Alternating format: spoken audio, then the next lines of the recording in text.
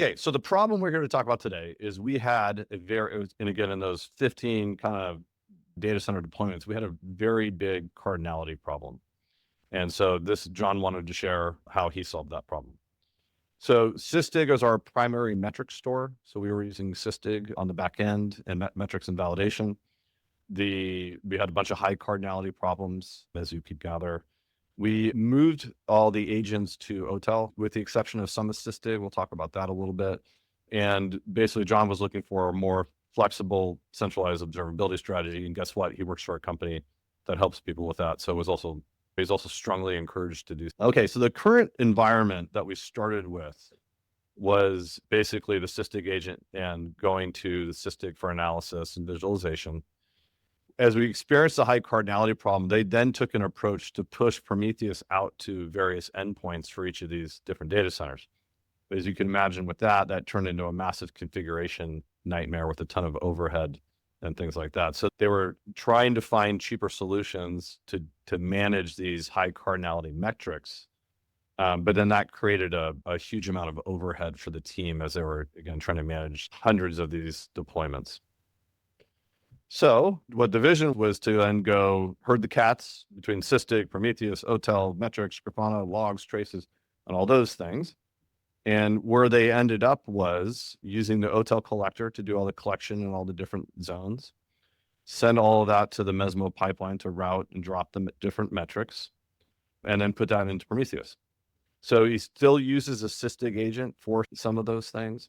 I'll walk you through a little bit of the process, but evaluating switching it all down one path, as you might imagine. But right now, the state that they're in is basically using Sysdig for the really high value metrics, and all the high cardinality is going through this process so it could be managed and configured through the pipeline.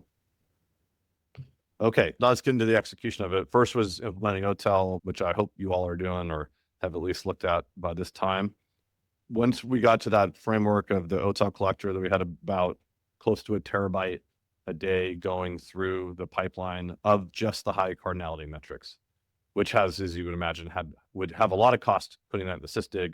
It's got a lot of cost in any scenario when you just start to add that up time every day. So in the end, they were able to cut that down by 60%. So that got down to like the 300, I think that should be gigabytes, by the way. The reduction was about 60%. Okay, first OTel, we talked about that. The second was getting all things going through the pipeline. Most of what we're talking about today is metrics, but we put all our logs, no surprise, that's what we do, but also all our traces through there. And a little bit of what I wanted to share is what we did with the pipelines. When we get into that, you probably can't see it. This is a screenshot so when you send the data through our pipeline, it goes through a data profiler. And what that does is it helps you go through the process of understanding your data and especially understanding how it changes over time. So with this, I'll give you maybe a voiceover of this a little bit. But what happens is as the data goes through the profiler, you can see things like it's aggregated by application. So it'll automatically tag and aggregate by application. And then it will tell you this next column is a number of unique values that are coming through there. So that helps you both identify the high cardinality metrics if you don't already know it, but also monitor drift of cardinality over time. One of the things our customers experience a lot is you go clean up all your cardinality, and then someone makes a change to an application log and it creates the way it's deployed, and it creates this whole huge explosion of cardinality again. And then you get a big Dynatrace or Datadog bill, something like that. So it'll monitor and watch your cardinality coming through the system. It tells you the total lines, the total size, and then the field size. And then what we have over here too is you have the ability to click buttons that will suggest actions for you on what to take on that data. So I don't have a screenshot of it, but we have a tag cardinality processor, which will limit cardinality to prevent those explosions. And so like you would see something like this has 134 different metrics associated with it in this really small time slice. So then you might right click on this and deploy a tag cardinality processor, which is what helped us get that volume reduction as we went through it.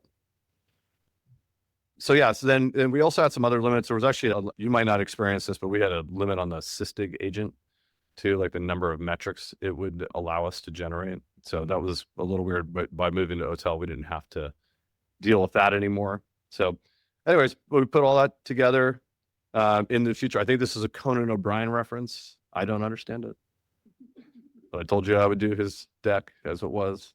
This is what the next move is for us, which is basically, let me get on the mic here, which is basically, this is what we showed you before.